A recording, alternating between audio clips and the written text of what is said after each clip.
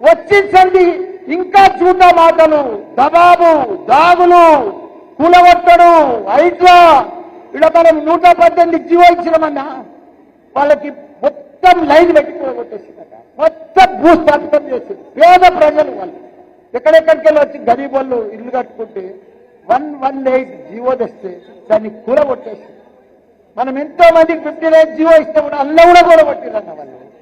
కాబట్టి మళ్ళా ప్రజలంతా కూడా ఎదురు చూస్తున్నారన్నా, మనకు మళ్ళా బీఆర్ఎస్ రావాలి, మళ్ళా మన కేసీఆర్ఏ సీఎం కావాలి, మన కేటీఆర్ఏ కావాలి అని ప్రజలంతా ఎదురు చూస్తున్నారన్నా.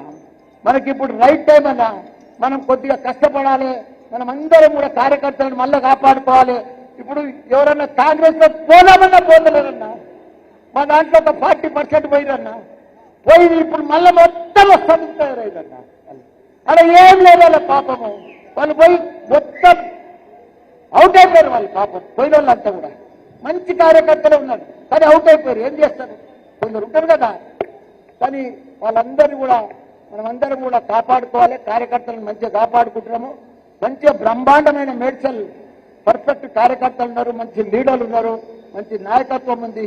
మీ ఆధ్వర్యంలో పర్ఫెక్ట్ గా పనిచేస్తాం, ఇంకా ముందుకు పార్టీని ముందుకు తీసుకుపోతామన్నా. జై తెలంగాణ.